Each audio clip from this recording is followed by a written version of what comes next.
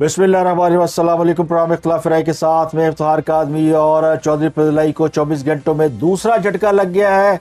कल उन्हें एक बड़ा झटका लगा था जब उनके दो ज़ाती मुलाजमीन शराब ले जाते हुए गिरफ्तार हुए थे और उन्होंने ये इंकशाफ किया था कि वो ये शराब चौधरी फजलाई के लिए ले जा रहे थे और चौधरी साहब जो है वो अय्याश आदमी है, रंगरलियाँ मनाते हैं।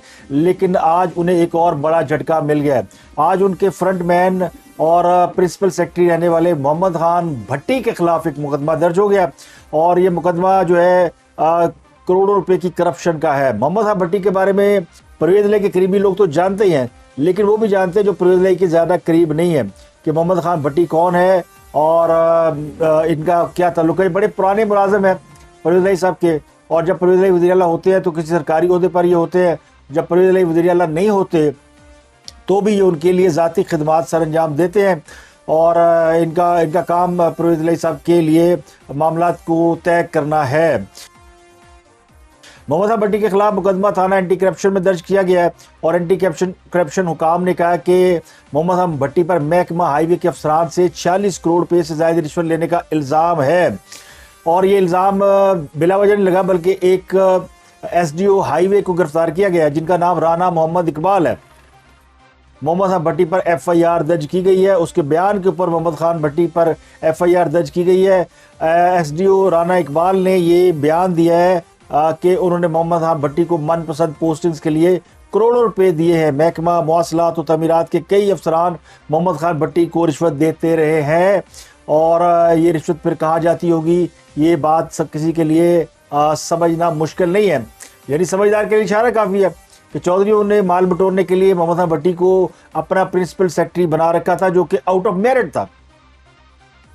उसकी वो पोस्ट नहीं बनती थी, ना उसका वो मेरिट था जिसके तहत वो परवेज़ इलाही साहब का प्रिंसिपल सेक्रेटरी बनता।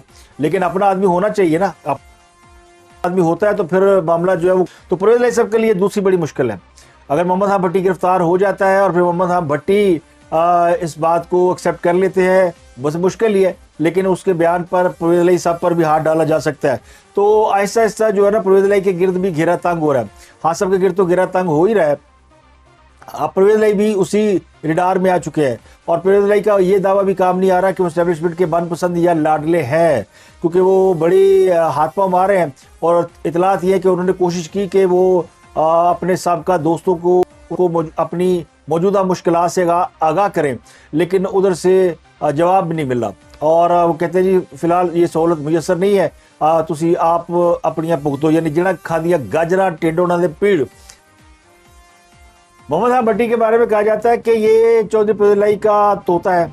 यानी जैसे किसी बादशाह की किसी तोते में जान होती है या किसी जिन की किसी तोते में जान होती है, तो ये उनका फ्रंटमैन है, ये उनका वो है बंदा जो कि मामलात को लेन देन करता है, डील करता है।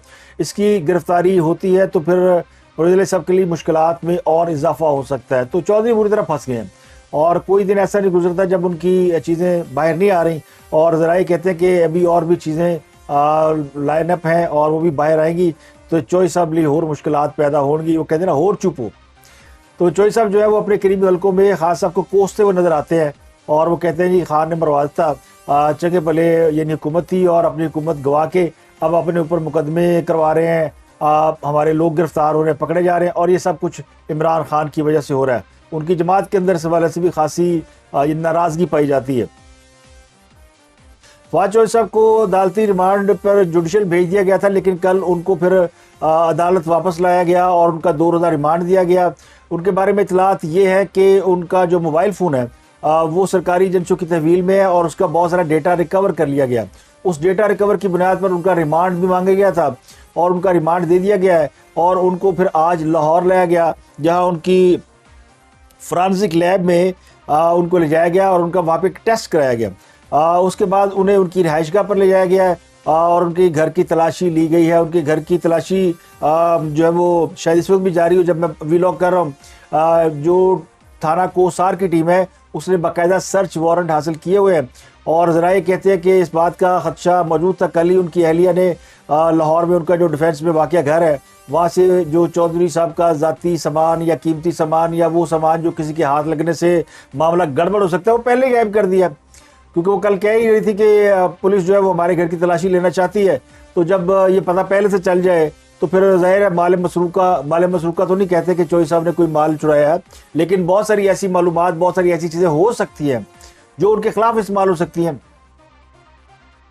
वो पैगाम हो सकते हैं, वो ईमेल हो सकती हैं, चोई साहब लैपटॉप हो सकता है। चोई साहब अपने लैपटॉप से, वो आपको पता है ना, वो गोरियों से बातें करते हैं, उनकी वीडियो भी आई हुई है, शौकीन मिजाज है, तो उनके लैपटॉप में ऐसी वीडियोस भी हो सकती है, ऐसी रिकॉर्डिंग हो सकती है, तो शायद उसकी किसी को तलाश हो।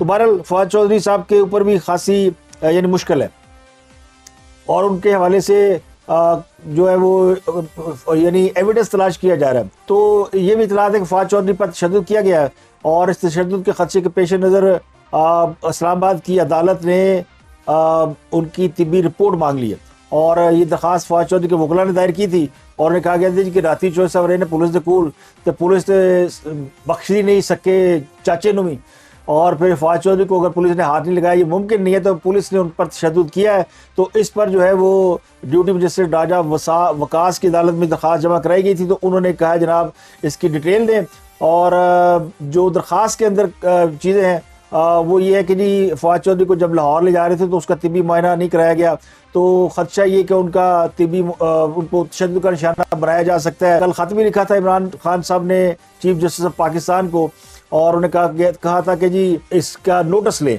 तो आज जो है वो उनको लाहौर लाया गया, और फिर लाहौर लाने के बाद उनका एक टेस्ट कराया गया।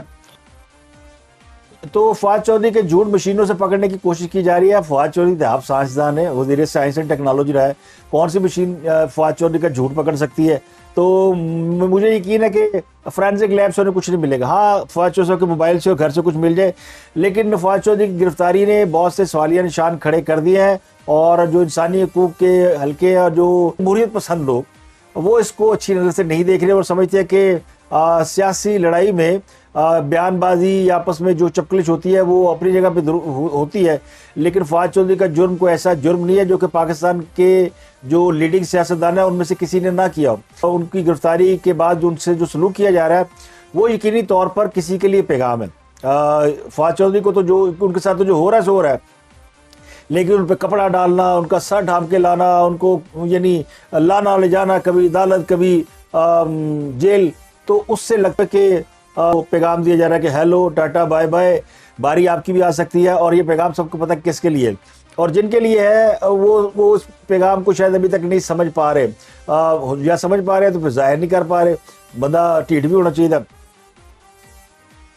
बुरी खबर है वो है पाकिस्तान के अवाम के लिए, वो है पेट्रोल की कीमत में अचानक इजाफा हो जाना। कल पाकिस्तान के बड़े शहरों में और छोटे शहरों में पेट्रोल पंप के मालिकान ने पेट्रोल ज़ख़ीरा कर लिया, अचानक पेट्रोल की सप्लाई बंद कर दी, जिसके बाद खदशा ये था कि ये पेट्रोल अगले 1-2 दिन नहीं मिलेगा तो पेट्रोल का बहुत शदीद बहरान जो है वो सामने आएगा। तो हुकूमत फौरी तौर पर एक्शन में आई, फिर जो है ना यानी 35 रुपये फ़ी लीटर पेट्रोल में इजाफा कर दिया। अब वो कहते हैं ना 1 नहीं 2 नहीं 4 नहीं, इकट्ठे 35 रुपये, यानी वो बजाय कोई छोटा सा चाबुक मारा जाता, पूरी एक बुलेट मार दी गई।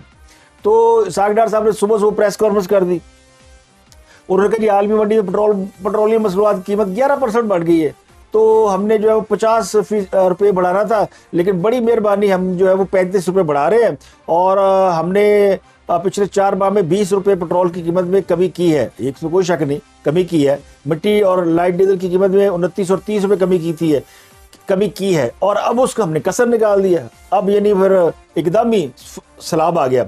और लेकिन इसके बाद क्या होगा, यानी यूथिये क्या, पटवारी क्या, जाले क्या, मतवाले क्या, सब ये चीखा निकल गई, क्योंकि इस सब का असर पड़ता सब पे पड़ता है। अब वो नून लीग की क़यादत अपने कारकुनों को तलकीद कर रही है कि मुश्किल वक्त है, साथ दें और हमारा साथ दें। देखिए पूरी दुनिया में तेल अब भी महंगा है, यानी तेल महंगे की अभी जस्टिफिकेशन दी जा रही है। एक लिस्ट भी जारी की गई है कि चीन में इस वक्त पेट्रोल 344 रुपये लीटर है, तुर्की में 268 रुपये, अमेरिका में 251, फ्रांस 462, लंदन 492, इंडिया में 296 से 316, कोई एक फिगर है इनमें से, बांग्लादेश में 307 रुपये, और बरतानिया में ये 489 रुपये फी लीटर है। यानी पाकिस्तान की पेट्रोल ये भी बड़ा सस्ता है, कमाल है। वैसे ये जस्टिफिकेशन दी जा रही है, पाकिस्तान में तो पेट्रोल महंगा ही नहीं है, लेकिन ये जस्टिफिकेशन बनती नहीं है। पेट्रोल महंगा सबको समझ आ रही है कि प्रोजेक्ट इमरान के जो आफ्टर शॉक्स है वो आने ही आने हैं, और जो कुछ 2017-2018 में पाकिस्तान के साथ हुआ था उसके आफ्टर इफेक्ट्स अब आ रहे हैं और वो अभी तक आएंगे, आगे चल के सबको पता है कि वो आएंगे। और ये पाकिस्तान के अवाम को अच्छी तरह पता है कि हम IMF के पास जा रहे हैं, पेट्रोल भी महंगा होना है, बिजली महंगी होनी, गैस भी महंगी होनी है, तो की करिए?